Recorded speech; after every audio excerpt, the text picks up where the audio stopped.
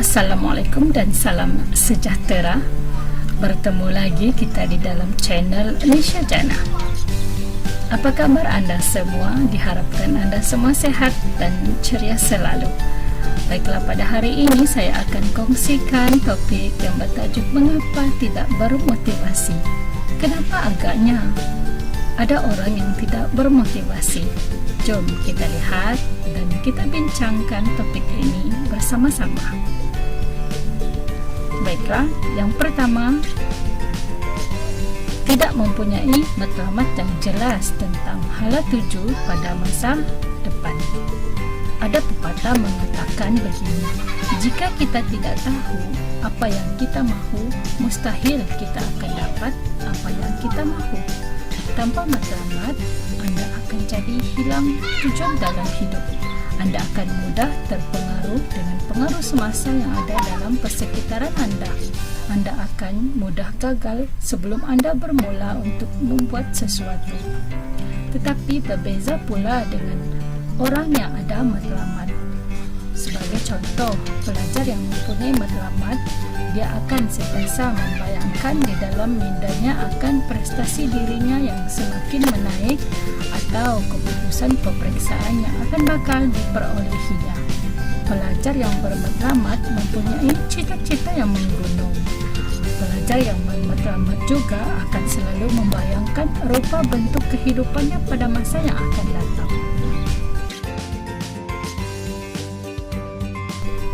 Pelajar yang bermotivasi selalunya mempunyai matlamat. Apa itu ciri-ciri matlamat? Mari kita singkatkan ciri-ciri matlamat kepada perkataan SMART. S, special untuk diri dan keluarga, akan kubuktikan. M, mencabar tetapi boleh diperolehi. E, aku yang memilihnya, bukan orang lain. R, rancang, dari sekarang bukan ketika hampir peperiksaan. T, tulis dan rujuk sebagai perancang pada masa akan datang.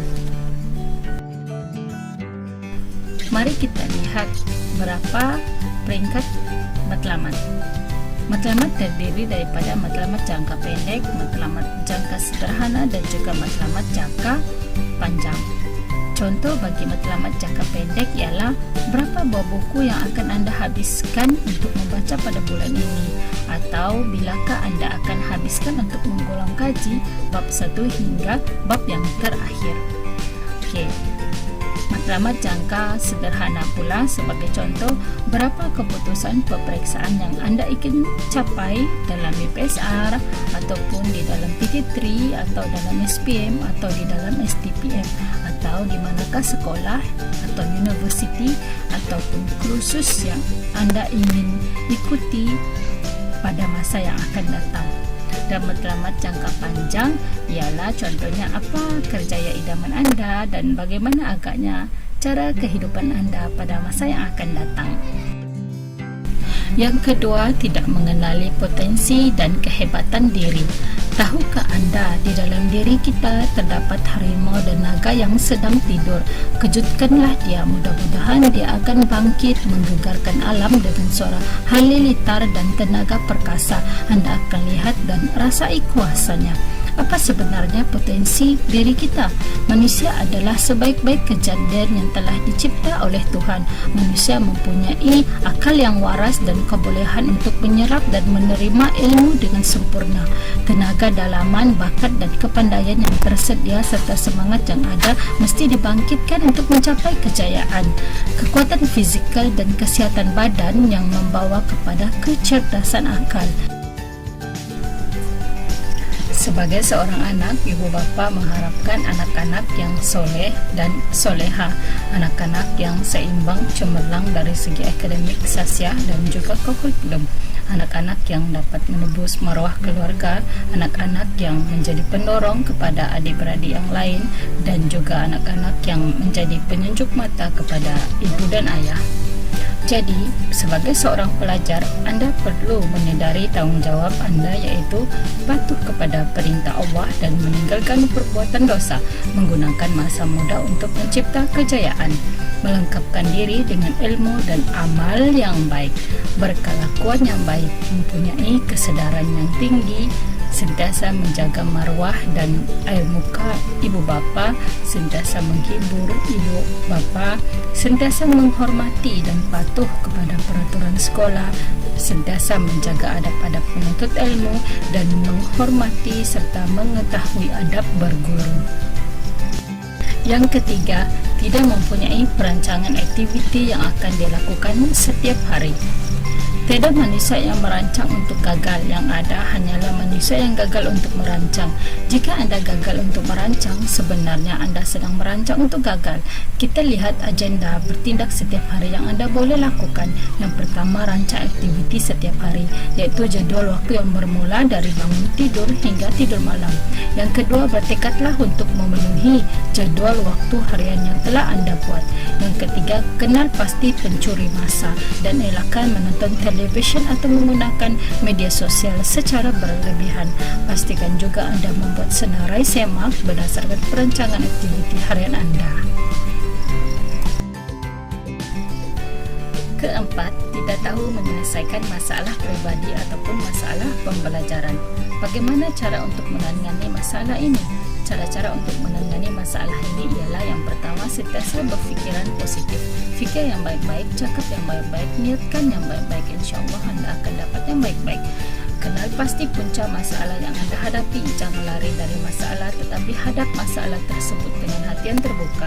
Bersedia untuk berkongsi masalah dengan orang yang anda percaya seperti ahli keluarga ataupun konselor. Penyelesaian masalah juga boleh dilakukan melalui pembersihan hati seperti berdoa, membaca Al-Quran dan juga berzikir. Yang kelima, tidak bijak memilih keutamaan terhadap aktiviti harian. Untuk kekal bersemangat adalah amat penting bagi anda memberi keutamaan kepada perkara yang utama. Contohnya, menyiapkan kerja rumah yang diberikan oleh guru adalah lebih utama daripada anda membuat nota daripada topik yang anda telah faham. Yang keenam, persekitaran yang tidak kondusif. Kita sedar tidak semua orang yang bernasib baik. Terdapat juga pelajar yang tidak mempunyai tempat belajar yang khusus, mempunyai masalah keluarga dan juga masalah keuangan, lahir dari keluarga yang miskin dan serba kekurangan, malah tidak mempunyai pendorong untuk mereka terus mencapai kejayaan. Tetapi kemiskinan tidak akan menjadi penghalang untuk kita berjaya jika kita benar-benar ingin berjaya. Malah terdapat ramai orang yang berjaya adalah lahir daripada keluarga yang susah, dan kerana kemiskinan itulah yang mendorong mereka untuk berusaha dan belajar bangkit, merubah kehidupan menjadi lebih baik. Yang ketujuh, pengaruh rakan sebaya. Sememangnya tidak dapat dinafikan, rakan sebaya memainkan peranan yang sangat penting di dalam kehidupan seorang pelajar. Maka tak pepatah, jika kita berkawan dengan penjual minyak wangi, kita juga akan menjadi wangi. Tetapi jika kita berkawan dengan orang yang berbau busuk, kita juga akan ikut berbau busuk.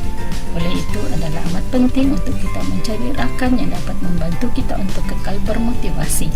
Ciri-ciri rakan yang dapat membantu kita untuk kekal bermotivasi ialah mempunyai matlamat dan cita-cita yang sama, selesa berterus terang dan berkongsi perasaan. Rakan yang sentiasa menjaga hati, rakan yang ringan tulang, dan rakan yang sanggup menegur perbuatan kita yang salah. Oleh itu, kekal bermotivasi adalah teras untuk anda mencapai kejayaan. Jadikan kekekalan hari ini sebagai panduan untuk kejayaan hari esok. Baiklah, sekian saja perkongsian saya pada hari ini. Diharapkan anda mendapat manfaat daripada perkongsian ini. Sila berikan komen yang membina di ruangan komen. Jangan lupa untuk like dan subscribe untuk saya lebih bermotivasi menghasilkan video selepas ini. Sekian, terima kasih. Kita berjumpa lagi di video yang akan datang.